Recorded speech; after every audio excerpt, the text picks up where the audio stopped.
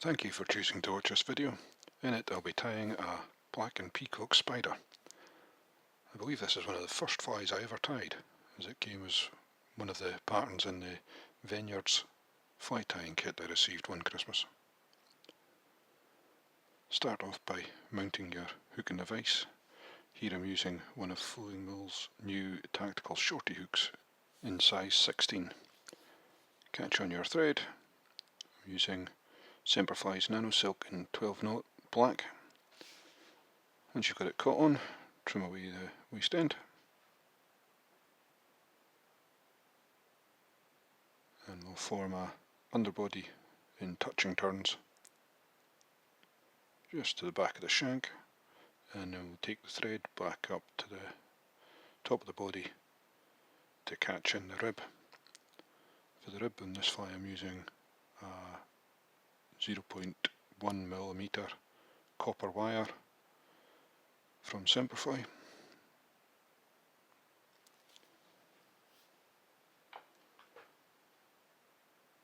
Again, catch it down to the back of the body. I'll then take the thread back up to the top of the body to catch in the body material, which for this fly is Peacock Herl. I'll be using 2 strands for a fly of this size, so I'll try and align the tips and then cut them neat to make sure they're fully aligned, and then catch them in with a wrap or 2 and then pull to length and bind down over the rest of the body, making sure I catch them in right down to the end of the underbody and the rib, and take the thread back up to where I want the body to end. The wire rib is there to reinforce the body, but the Peacock Herl is very fragile, so for an extra belt and braces I'll put a thin coating of varnish on the body before I wind the Peacock Herl. This will just make the fly a bit more robust. Worth noting that we tie the Peacock Herl in by the tips, so that as we wind it and our fingers pull along the herl as we wind it, it helps all the little fibres to stand out and gives us a nice bushy body.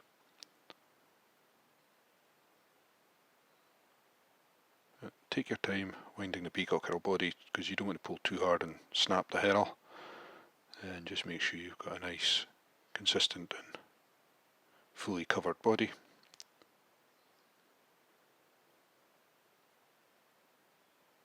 Keeping in mind we have to leave space to tie in the hackle. Once you're happy with where the body is, catch it in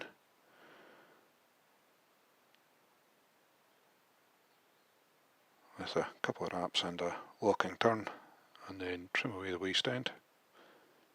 It might be worth making sure we've got the tie-in point tidied up and nice and secure before we wind the rib. When it comes to winding the rib, you can get different effects depending on the way you wind it, but for robustness I'm counter wrapping the rib, so winding it in the opposite direction to which I wound the body.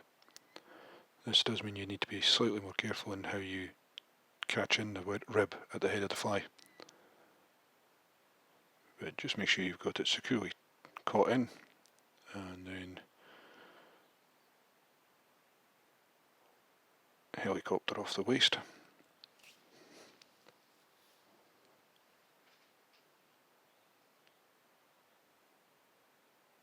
Now you might notice there's a little bit of tag of wire there, but I'll be able to tidy that up as I catch in the hen hackle that we're tying in at the head.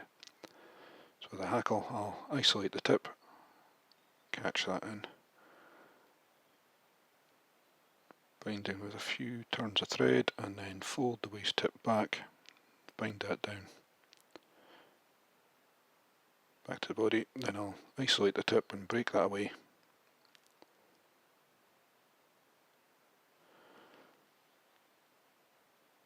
I'll catch the hackle stalk and fold the hackle back as I wind it.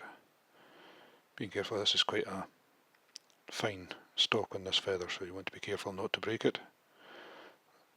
Should have mentioned I'm using a Whiting's 4B hen hackle here.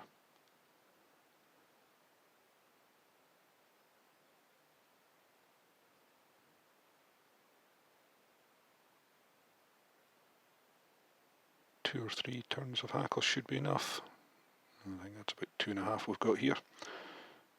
You don't want too heavy a hackle on this fly. So catch a hackle in with a couple of turns of thread, then pull everything back from the eye so we're not trapping too many fibres, and form a nice neat head. Take your time, as I say, try not to catch any of the feather barbs.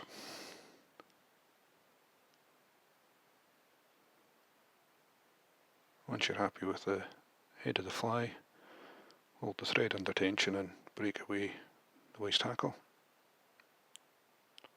Might be easier to, sometimes it's easier to use the hackle pliers to grip the feather. There we go.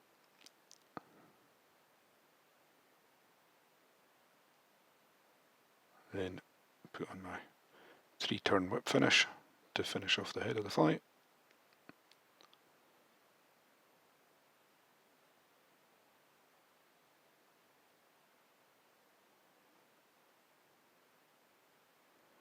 Trim away your thread, and that's the tying just about done. Give it a little touch with the toothbrush just to make sure I'm happy with where the hackle's sitting. And getting it looking pretty. So finish off your fly with a bit of varnish or some Solaris bone dry clear resin, as I'm using here. So being careful not to get any resin or varnish onto the feathers.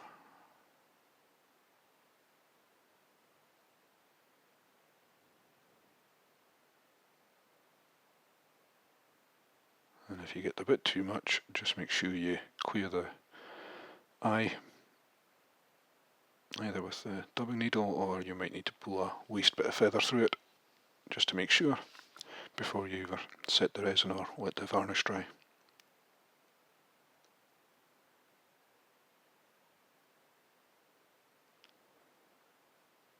That's the eye clear, so I'll set the resin now. Thank you again for taking the time to watch this video. I hope you've enjoyed it. If you have, please drop it a like and subscribe to my channel to keep up to date with any new videos coming.